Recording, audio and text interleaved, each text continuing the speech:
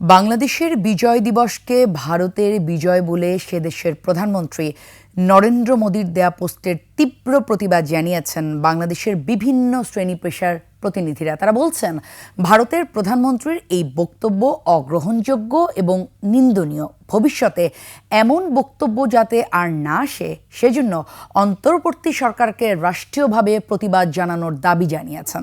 তৌহিদুর রহমানের রিপোর্ট। বাংলাদেশের ৫৪তম বিজয় দিবসকে সামনে রেখে ভারতের প্রধানমন্ত্রী নরেন্দ্র মোদি সামাজিক মাধ্যমে একটি পোস্ট দিয়েছেন, যেখানে তিনি ১৯৭১ সালে ১৬ ডিসেম্বরকে ভারতের ঐতিহাসিক বিজয় বলে উল্লেখ করেন। তার ভাষায় সেই বিজয়ে অবদান রাখা ভারতীয় সেনা সদস্যদের প্রতি সামাজিক মাধ্যমে শুভেচ্ছা জানিয়েছেন। অন্যদিকে ভারতের লোকসভার সদস্য প্রিয়াঙ্কা গান্ধী বলেন, ১৯৭১ সালে ইন্দিরা গান্ধীর বিরচিত নেতৃত্বে বিজয়ী হয় বাংলাদেশ। कठिन से कठिन परिस्थितियों में साहस दिखाया और एक ऐसा नेतृत्व दिखाया जिससे ये देश विजय हुआ। নরেন্দ্র মোদীর পোস্টের তীব্র প্রতিবাদ জানিয়েছেন বিভিন্ন ব্যক্তিরা। তাহমিদ গালিব নামের একজন বলেছেন, এই বিজয় কেবল বাংলাদেশের। মোদীর এই বক্তব্যের কড়া সমালোচনা করে সরকারের আইন উপদেষ্টা ডক্টর আসিফ নজরুলও প্রতিবাদ জানিয়েছেন। বৈষম্য বিরোধী ছাত্র আন্দোলনের আহ্বায়ক হাসনাত আবদুল্লাহ এর প্রতিবাদ জানিয়ে ভারতের হুমকির বিরুদ্ধে লড়াই চালিয়ে যাওয়ার কথা জানান।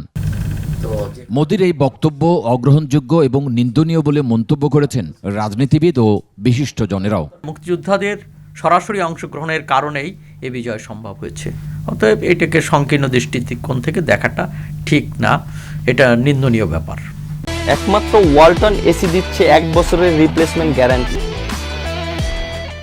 বাংলাদেশের জনগণ এবং রাষ্ট্রের যে মনোভাব দেখছে, ভারতকে এটা মনে রাখতে হবে। দুই দেশের যদি তারা বন্ধুত্ব চায়, এটি বাংলাদেশের এই ভয়েসটা তাকে উপলব্ধি। অন্তর্বর্তী সরকারকে বিষয়টি নিয়ে সরকারি প্রতিবাদ জানানোর আহ্বান জানান তারা। ভারতের মধ্যে নেতা এবং দেশের প্রধানমন্ত্রী এটা বলেন, এটাকে একেবারে উপেক্ষা করা চলে না। আমার মনে হয় যে আনুষ্ঠানিকভাবে তাদের সাথে এ বিষয়ে আমাদের রাষ্ট্রের পক্ষ থেকে, সরকারের পক্ষ থেকে প্রতিক্রিয়া দিয়ে বলা উচিত যে না, এটা গ্রহণযোগ্য না এবং এই ধরনের ন্যারেটিভ তারা আগামীতে যাতে আর ব্যবহার না করে। ভারতের বড় ভাই সুলভ আচরণের কারণে দক্ষিণ এশিয়ার দেশগুলোর সাথে দেশটির সাথে সম্পর্ক ভালো নয় বলেও মন্তব্য করেন বিশিষ্টজনেরা। এই ধরনের স্ট্যাটাস যে এই যে তৌহিদুর রহমান, ২১ টেলিভিশন, ঢাকা।